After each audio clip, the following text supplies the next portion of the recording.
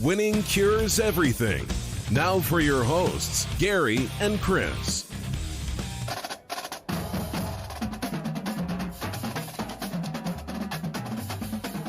Welcome in. It's Friday. It's Winning Cures Everything. I'm Gary. And I'm Chris. And we have got a little bit to discuss today. It's not a long show, and we're doing it a bit early. I've got some things to knock out. Chris got some things to knock out, but we wanted to make sure that we get in and knock out the Friday show. Hopefully, all of you will end up having fantastic weekends. If and when you watch this show, hopefully we provide a little bit of insight on some things that maybe you didn't know was going on in the world. So that's what we try and do every single day whenever we do these shows. We do, on average, more than one show a day, which is just nuts. You can join us on Saturday morning, the SBR Picks College Football Closing Line Show. Just go over to YouTube, search for it, SBR Picks, very easy to do, and we will be there at 11 a.m. Eastern Time to go over the closing lines. OB Matt jumps in. He said, "What's up? What is up, Matt? Hopefully you are having a good afternoon." Over in, I believe, Texas. He's in Texas right now, so... Yeah, we got stuff to discuss, and we will discuss more college football gambling content over at sbrpicks.com/NCAAF. You can go find our articles over there, along with all of our videos. We've already done 2 videos this week discussing the lines. The closing lines, like I said, tomorrow morning, 11 a.m. Eastern Time on the SBR Picks YouTube page. And then, of course, we have 3 shows here every week, and we do 2 podcast exclusives over on the Winning Cures Everything podcast feed. So make sure that you are subscribed over there as well. Leave a nice 5-star review. We would certainly appreciate that. We're going to talk about Nate Oats and Coach K. That's Alabama's basketball coach, and his thoughts on Coach K shutting it down for the non-conference schedule. The Patriots and Rams recap from last night, and that was, we'll talk about it. And, of course, the SEC on ABC. Things are a-changing in the world of the Southeastern Conference. Let's, go to winningcureseverything.com. Make it easy. Subscribe everywhere you need to subscribe, blah, blah, blah, blah. We've already got a bunch of people that are jumping in. Casey asked about Western Michigan and Ball State. No clue. I've looked at those numbers. I got no idea. I can't trust either one of them, is what it is. Terry said, "What's up? Y'all are early." Yeah, we got things to do, man. This afternoon became a bit of a shit show, so we're trying to knock it out. Let's start off with this, Chris. We have seen over the last couple of days more and more talk about maybe we need to put a pause on the college basketball season, et cetera, et cetera. And college basketball is significantly different from college football in that if you do have a couple of positive cases, your whole team gets shut down for a little while because there's only 15 scholarship players on each team at the most, or maybe it's 13. Either way, Thank Me For My Service asked if the SEC deal is worth $500 million. We're going to talk about that. Don't worry. First off, though, the Nate Oats stuff, Coach K came out and said, I don't know that it's necessarily smart for us to be playing in the middle of a pandemic. And if it's just that, then you can understand that viewpoint. But it happened to come after 2 non-conference losses to Illinois and I'm blanking on the other one, but 2 teams that they should have at least hung with, and they didn't. They did let Coppin State hang with them, and Coppin State has been blown out by basically everybody. So that Duke is not playing well. And a lot of people kind of get their jokes in. He's just, he's saying that they're going to cancel their non-conference games, which that's what he did the day after he came out and said maybe we shouldn't be playing. And all of the word out of the ACC is that Roy Williams and Mike Krzyzewski said from the very beginning that they did not think that we should be doing non-conference games. Period. Something to be said for that. The other side of this is Coach K is adamant that he thinks it is important that his kids get to go home and see their families for Christmas. Okay, so one side is it's not safe to play college basketball. The other side is, so it's safe for these kids to go home and be around people where they're not in a bubble and all this kind of stuff. So it's a little bit of talking out of both sides of your mouth. Nate Oats, the Alabama basketball coach, comes out and says, do you think that he would be saying this if they had not lost 2 non-conference games? If they were sitting there at 4-0 instead of 2-2, do you think he would be saying this? And then the reporter answered him and said, no, probably not. And he said, That's all I'm saying. And Nate Oats went into all of the other things. He said, statistically, these kids have a lower risk of the coronavirus. And it's true. That is a factual statement. The other side is, he said, look at the mental aspect of it. The kids that are dealing with depression and whatnot, these kids, their lives revolve around this sport. And to take that away from them could be even more damaging than if they catch the coronavirus for them. Now, the same can't be said for a 75-year-old with pre-existing medical conditions, right? Yeah. Coach K has lived in a different world than the kids he's coaching. Right. I mean, it's completely different. But for a kid that's 18, 19, 20 years old, that the only thing that you know, the only reason that you go to school, the reason that you get up in the morning is to play basketball, to play your sport. If that is taken away, this is the same example that we talked about with college football. I think it's important to bring up because we are seeing massive, massive cases of depression. The numbers on suicide in this country have skyrocketed. This is a big deal, and nobody's talking about it because we're focusing on the wrong stuff.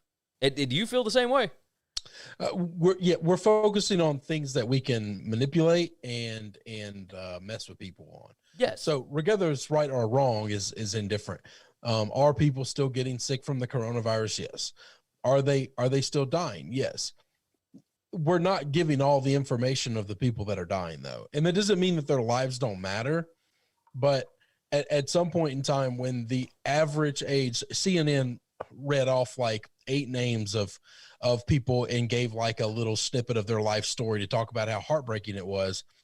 And the average age of the 8 people or 9 people was 88. Most of them were 92, 93 and mid 90s. A few of them were like 82, 83. But it's one of those things where not that their life don't matter. All 8 of them lived in either a hospice care or a nursing home. And it's just one of those things where, yes, we need to keep fighting this thing, but we also need to be reasonable.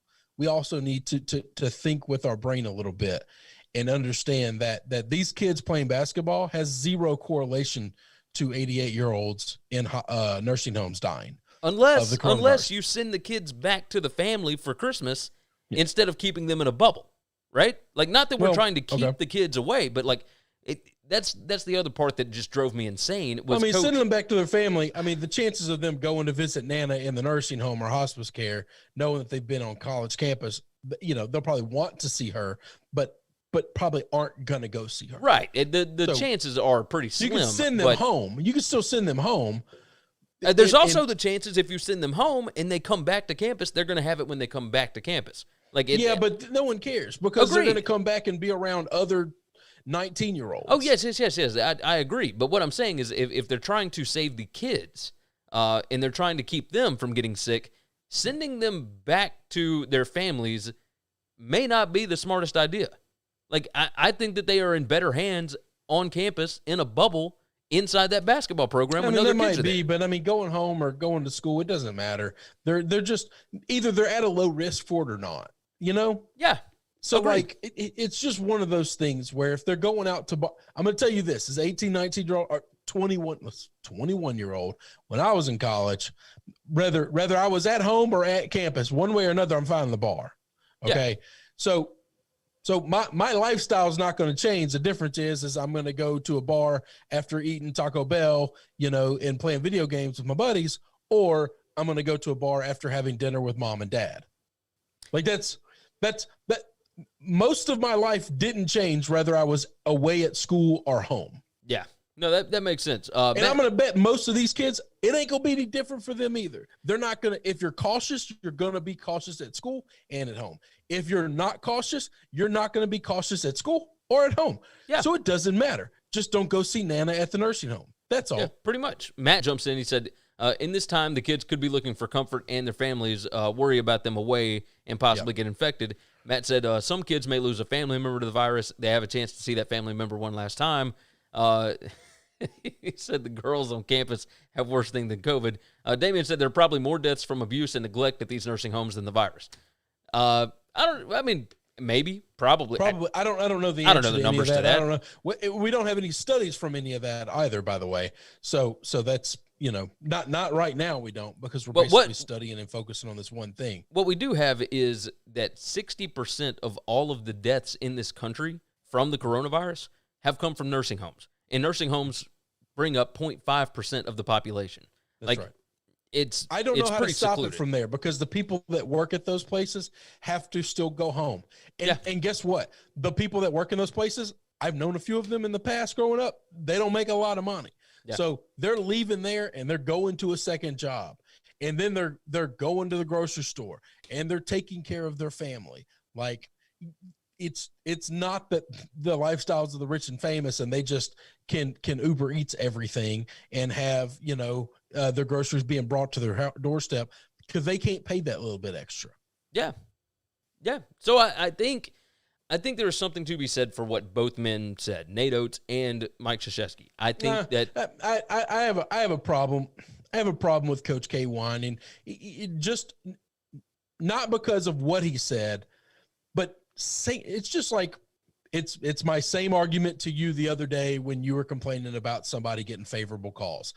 What you're saying is right. You're not the person I want to hear it from. Yes, totally fair. Like Coach K, when you're finally having a losing season after you've dominated college football my entire life, I really don't want to hear from you that things aren't fair and things aren't going well and we shouldn't have a season. Like I'm not saying we shouldn't. I'm not saying what you're saying is not accurate and valid. I'm saying I don't want to hear it from you. Yeah. Because you are I don't know if you're doing this because you're finally having a losing season and things aren't going well at Duke, or if you really believe the things that you're saying. That's the problem. I don't know if you're just spewing me a bunch of bullshit or not. Well, because he's complained in the past when things have not gone his way, and that's right. why it becomes it's becoming a common occurrence. You have a history of whining when things don't go your way, and that's why it's dangerous to cry wolf. We teach our children this at a very early age. I would like to teach you, a 75-year-old man, please stop bitching about things that aren't real problems, because now this could be a real problem, but I don't trust you. You don't have a track record of telling the truth. There you go. Matt jumps in. He said, the abuse and neglect are low. I worked in one briefly. He said the patients in the nursing home are often close in contact, and it's hard to keep clean with family and people coming in and out. Plus, the people are typically very sick. So, so the thing is the closest. We talk about like how close you have to be to people that we're finding out to get this thing. The reason nursing homes are a cesspool for this thing is because you're talking about people that literally need help getting dressed every day, going to the bathroom every day. You have someone else that's your caretaker that's probably wearing a mask, wearing gloves, wearing the proper PPE, but it doesn't matter because I have to hold you to pick you up and put you down multiple times a day. Yeah. And that's and I'm not just doing that to you. You've got 5 people on a hall that are picking up and putting down 40 different people every day. And if one person brings it into the nursing home, everybody's getting it. Yes. It becomes a major league issue. So, yeah, as far as whether we should or should not be playing basketball, I think you and I both agree on this. Yes, we should 100% be playing every sport. I'm not afraid of it. I'm not, and if the kids want to play, let them play. I'm never the one to make them play. Exactly. They don't have a union. They don't have any compensation for this outside of the bullshit company store that we make them shop at, which is called the university. But if they want to, they should be able to. If they don't want to, you can't make them. Yes. That's my only thing is you give the kids the option. And the coaches as well. The new Chicago State coach, he opted out of the season, and I think there was a medical issue at home or something like that. But he did not want to put his family at risk, and that is fair. No, listen, if Coach K wants to opt out, guess what? This ain't the first season he's opted out. Yeah, he's opted out of multiple seasons in the past for back surgeries. Yeah. Okay. And I don't laugh at those and I don't mock those. Those are legitimate things. I dealing with back pain is awful. So I understand it. If he wanted to opt out of this season, that's fine. Yes. He has the right to do that. Yeah. No, I'm with you. I'm with you. It's not like he hadn't opted out before. If his kids want to play, they should be allowed to play. Same thing could be said for all of these NCAA basketball teams. If you don't have enough kids to suit up and play, yep. Tough luck. It is what it is. Like, I've seen schools play with only 7 players before. Like, you can figure it out, So that's tough. I want them to have the best roster they can have. Well, yeah. But if we're gonna play this thing, let's not make it a mockery of what it is. Agreed. But if there are kids, if there's enough kids on your team that don't want to play, and you're stuck with however many, like, if you still want to play, the school should afford them the opportunity to do that. I don't think any of the schools should be. I agree with that. Yeah, if they want to, none of the schools should be shutting them down. I'll say that much. That's right. So, Matt said, Chris with the medical knowledge. No. Listen, I used to play a doctor when I was little. That's my medical experience right there. I just don't. I don't know shit about shit. Okay, we're definitely not the ones that are qualified to be talking about this. I just know that I know enough to know when I'm being fed bullshit. Okay, yes. That's the problem. Damian jumps in. College basketball should do what UFC did and buy an island to play the season. Let's see if they're worried about being safe. Well, they're doing that for the NCAA tournament. But they have told schools, like, you don't have to play non-conference games. Like, you just have to roll with whatever your conference wants to do. And at that point, we'll figure it out. So, they're doing a bubble for the tournament, and that's really all that they want. But these schools are scheduling non-conference games and trying to be as safe as possible about it so that they have data points to be able to get into that tournament. And that's what's going on here. So let's talk about something that you do know about and that you do have experience with. The Rams kind of took it to the Patriots last night. Well, is that the nicest way to put that? Yes, that happened. The Patriots left L.A. up 48-24. I think that's a good weekend. That's not bad. That's a positive week in L.A., right? They finished 1-1, and they left up 48-24. I don't know. That is tomato, the best way to put it. Right? You say it was a good day or terrible day. Not a bad week. Day, not a bad week. No, not at all. I mean, you go over there on a Sunday, you win 45-0. You come back the next week and lose 24-13. Is that right? 24-3. 3. Oh, 3. Sorry, 24-3. Yeah, it was bad. It was pretty bad. In the red zone 5 times, come away with 3 points. It's bad to be in the red zone more times than the more points you actually score. I think that's bad. Yes. Right? Yes. I would say that. I would also say this. If you didn't even watch the game at all, you could kind of get a sense for how this thing went when the headline this morning was Bill Belichick says Cam Newton is still their quarterback. If he is, why would that be a headline unless Cam Newton was complete dog crap on national television last night? So I've 2 times in my life now, I've seen Bill just kind of dig his heels in. Okay. Yeah. And we can play all the guessing games we'd like. You're never going to know the truth. Okay. Because Bill is not going to ever leak anything out ever. But when he's made his mind up about something, why Malcolm Butler did not play in the Super Bowl, in which they needed 1 stop and they win the Super Bowl. I think Malcolm could have come up with 1 third down play.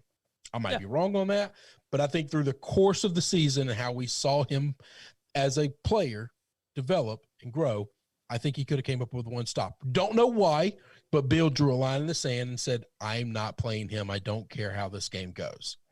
This season, he is somehow, for some reason that I can't explain, given full reign to Cameron Newton. Yes. And just Stidham, nobody, you're not going to get a chance to play, guys. Casey not. Jumped in the first thing that he puts in the chat is rigged. I don't know how it's rigged. That doesn't make sense to me, but that's okay. All right. But Casey's always come in here and talked about how every game is rigged. Everything. No, that's Damien that always says No, it's Casey. Casey's the rigged guy. Damien is the one that's saying that we shouldn't play. Well, Damien also craps on us all the time. Yeah. But I don't understand. I don't understand what his end game is. I don't know if this is his way of maybe everybody in the locker room believes in Cam, and so he's just going to keep riding. I don't have an answer. Just like I couldn't explain how he gave away a Super Bowl. Yeah. Because of his whatever with Malcolm Brown. He's giving away this season. And now he's trying to win every game. He's fighting like hell to win every game, but he's doing it with Cam. Yeah. It's I strange. thought Stidham looked better.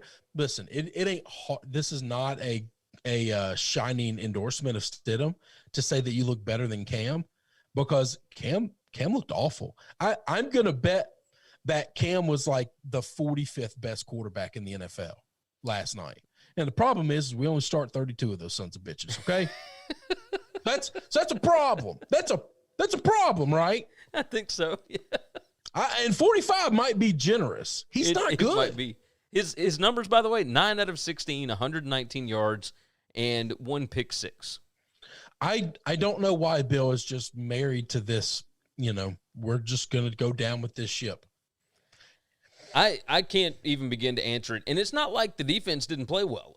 Jared Goff, 16 out of 25, 137 yards, 1 touchdown, 1 interception. He also had 1 rushing touchdown. Cam Akers, boy, did he put up some yardage. 29 carries, 171 yards. Didn't have any touchdowns, but still. You get to that when the point. defense is on the field so much, that defense can't do something. I mean, exactly. At some point in time, they're done. Yeah, no, you're right. So thank me for my service said they don't have the talent, plain and simple. Casey said, I mean, just speaking truth, some NFL games are definitely shady.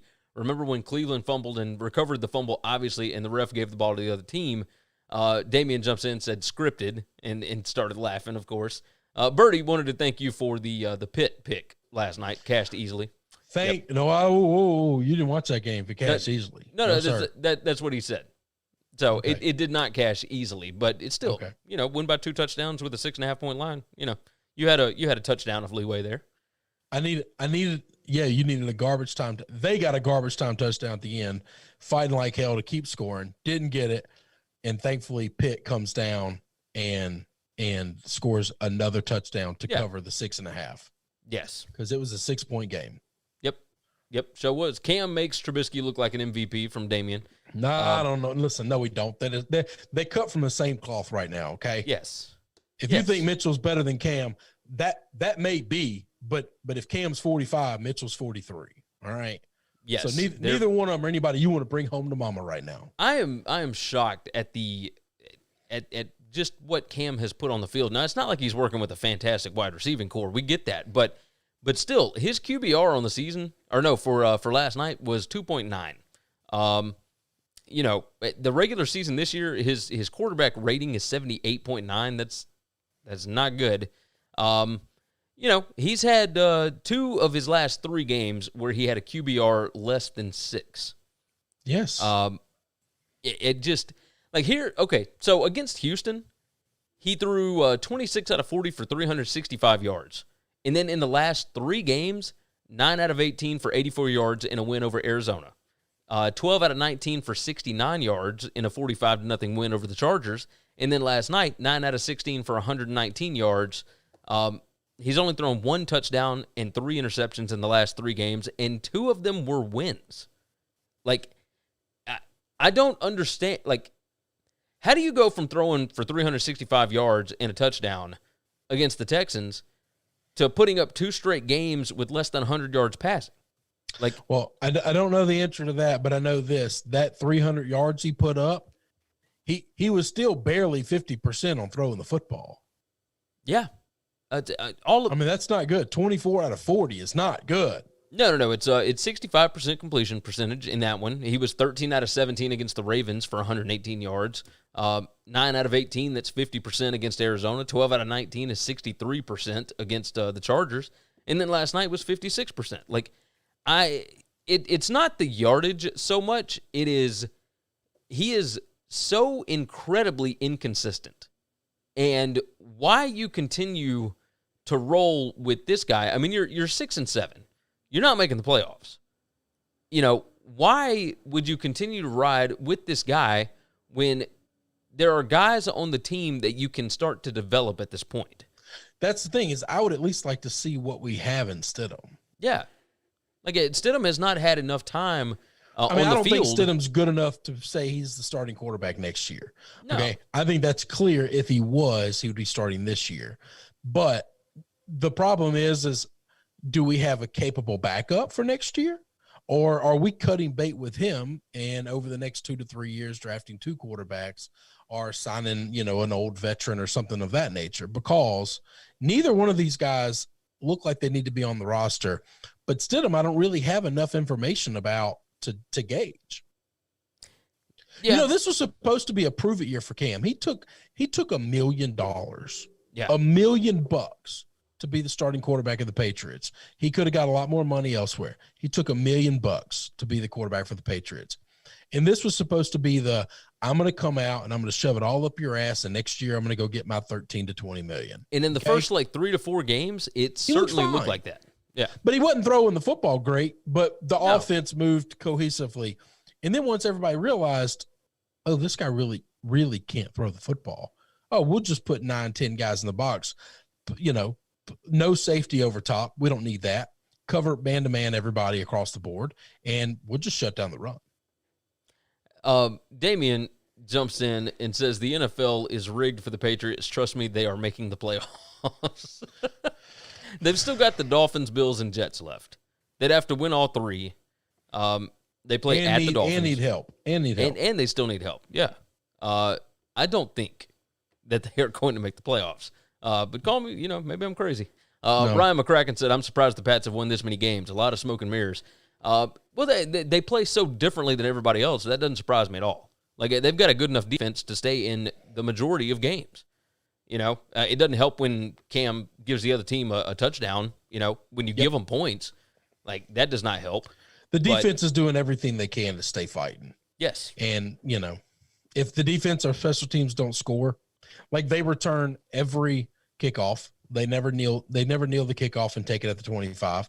They'd rather end up with it at the 15 and a chance to take it to the house because they know that's the only way they're scoring.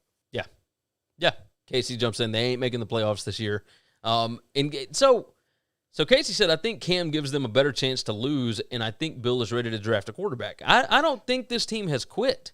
Bill, that's just not in Bill's mantra.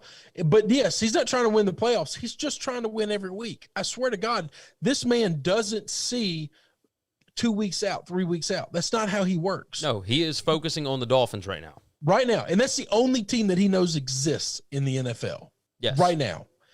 And the only players he knows are the players that he has on his roster right now. That's it. Okay. Bill's been really bad at drafting. That's it. Lawrence jumps in. He said, tell me some more about the self-imposed bowl ban by LS Who. Oh, God. We covered this yesterday, so you got to listen to the podcast exclusive, Lawrence. Sorry. Yep. We covered talked it at about length as well. Yes, we did talk about it quite a bit. It's not as easy as a 3-5 team giving up a bowl game. There's more to it at this point. Go listen to the podcast. We would certainly appreciate it. It's at the very end. You can just fast forward all the way to the end. I listened to Lawrence and the boys yesterday. Yeah. It's pretty good stuff. I like the Mount Rushmore thing. It was pretty good.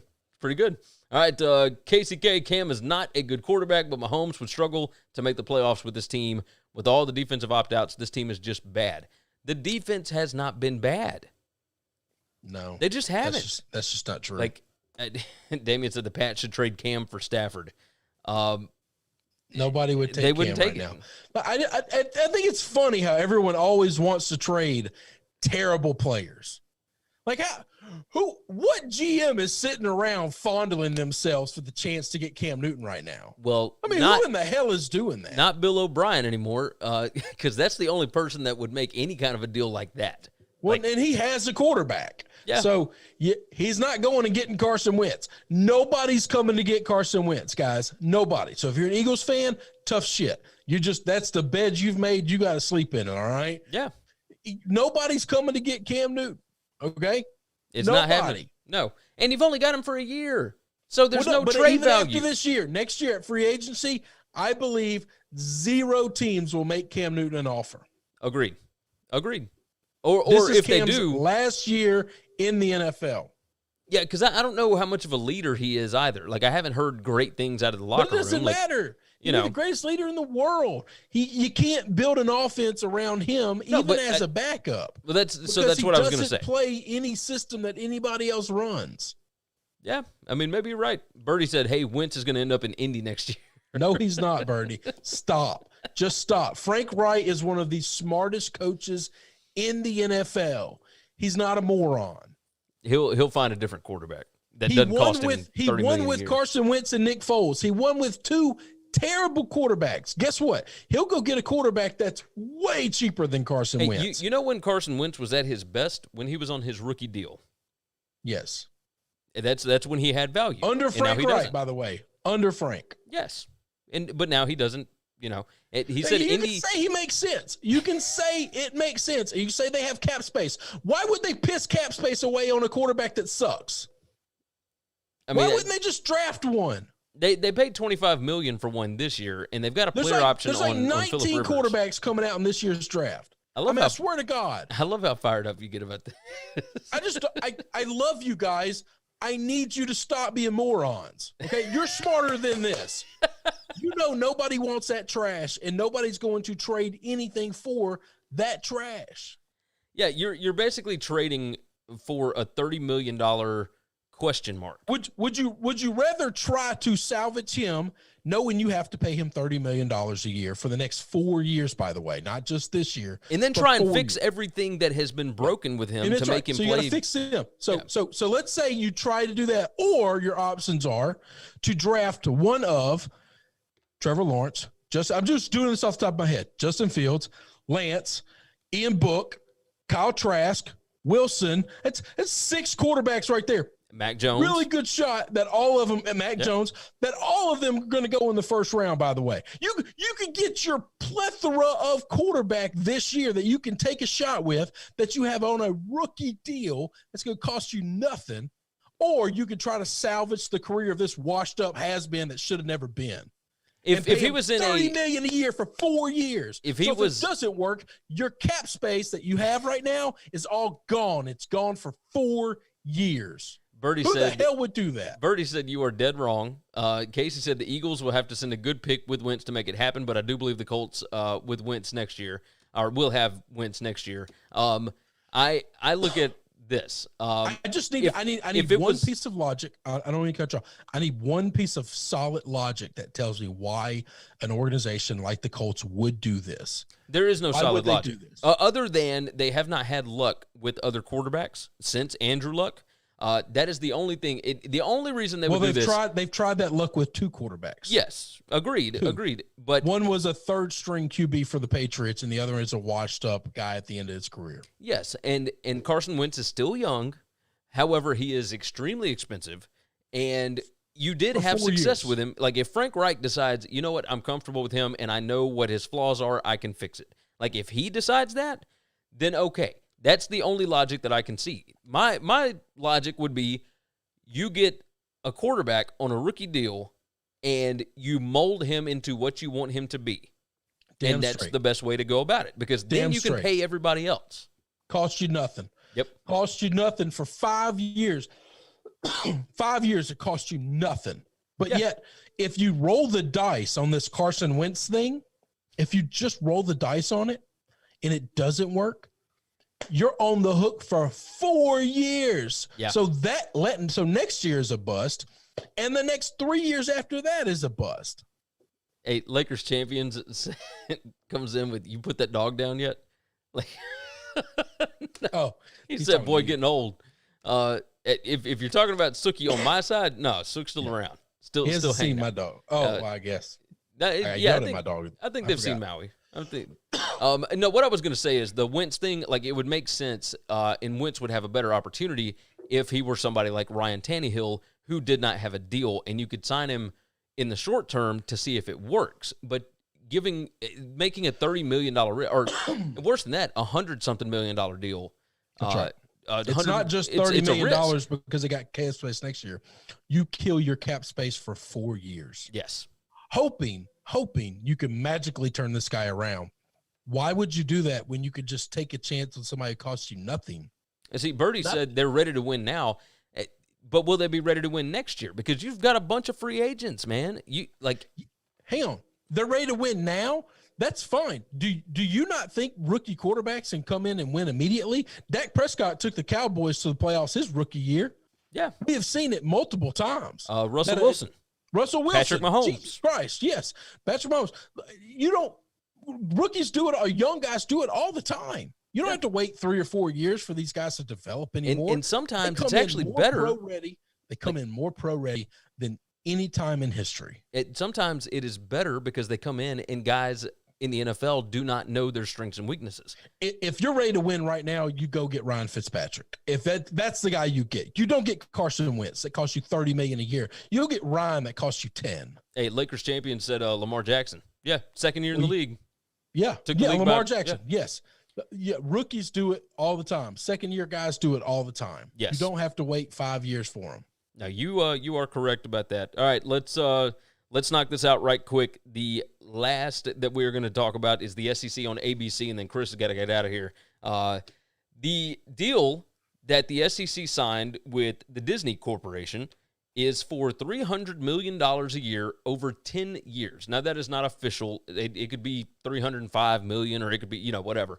But what this means in layman's terms is this. The SEC Game of the Week will be moving from CBS to ABC, and it also means that the SEC programs, the athletic programs, are getting a $14 million raise every season starting in 2024. Now, that may switch. Who knows? But the way that it works right now, last season, their television contracts with CBS and ESPN, or Disney, gave them $45 million a year. Now, we are switching over, and they will be making $59 million a year. That is quite the bump. You are $14 million a year is insane, or $15 million is insane. Steven jumps in. Does Gary chew tobacco? No, I don't chew. I dip. It's different. Yes, it is. It's not different, Steve. It's really not. But it's still disgusting. It is. It is. This is a lot of money. And the issue here, so one, everybody wants to know who the voice of the SEC is going to be. It won't be a voice of the SEC. Like, it will be whoever they decide to put on each individual game, right? Because you're not going to have one crew for the 2:30 time slot, I would not believe. Because whatever the biggest game is, you're going to have Herbie and Kurt call it. Or Herbie and Chris Fowler call the game. Like, that's what they are going to end up doing, because they have the flexibility now to where ABC can do a 2:30 game and they can do a 7 o'clock game or whatever, a 6:30 game. Like, they can do whatever they want to. They own all of the SEC rights. They have so they're going to do a non-conference game on ESPN Plus every year for each team. Get more people on the streaming service. That's their main goal, right? Is to get people over there. I think this is a massive, massive upgrade for them. Not just because of the money, but also because the flexibility that it affords you to not have to wait on TV windows and all that kind of stuff. I think it greatly enhances this conference. Do you feel the same way? I mean, yeah. Again, the CBS deal, while CBS was a really good partnership for the SEC, this is like it was like my partnership in the business that I run, okay? When we first started, 50-50 was a good deal for us, okay? He brought a lot to the table. I brought a lot to the table. While the company has grown, he still sits and does the same thing he's always done, which is very little. But at the time, it was important because he brought a bunch of customers. And now I've grown the business. I'm still running all the operations. I have outgrown anything that he brings to the table. And therefore, it's no longer a good partnership at all. I am surprised that you are bringing this up on the podcast. he doesn't listen. No, literally, outside of Lawrence, Matt, Terry, Lawrence, our boys, that's the extent of anybody that knows me listens. Okay. Right. But that's the CBS deal. It was a great partnership for the SEC 20-something years ago, or however the hell long ago it was. And almost immediately, 3 to 4 years after this deal was signed, we outgrown them, but we were locked into such a long contract, and they refused to negotiate. Yes. So that means you're right. We're going to handcuff to you for this period of time. You have zero chance to maintain this cash cow now. It would be better to have renegotiated and kept that partnership. It would be better for CBS because now CBS is going to have to compete with the SEC. Yes, they're going to have to figure out something. Their numbers are going to go away, or they're just going to be out of the college football business completely.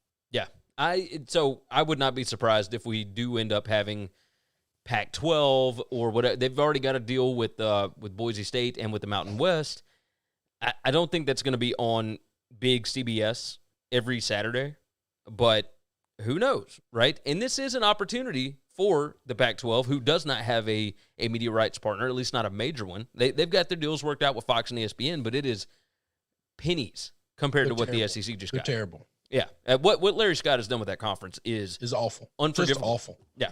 It's bad. So this deal, the SEC is going to be raking in the money. Yeah. I mean, we're making a ton of money. We were already making a lot of money, but it was due to the ESPN deal already, not the CBS deal. Yes. So there will still be the 2:30 game Central Time every Saturday, but now there is an opportunity for bigger primetime spots, all that kind of stuff. Damian said, what about the Big Ten to CBS? Nope. That one has been already locked up between ESPN and Fox. Fox gets the biggest of that. But this deal, combined with the deal that the SEC already had with the SEC Network and with ESPN, that is already bigger now than what the Big Ten got. So, these media rights deals, it doesn't move the needle a ton for a lot of people, but man, it is very, very important stuff. That's what college football does differently than the NFL and everything else. These conferences sign these deals, and they are looking out for number one. This is not about the sport overall. They are only looking out for themselves. It's not what we have an issue with, because we talk about favoritism in this sport all the time.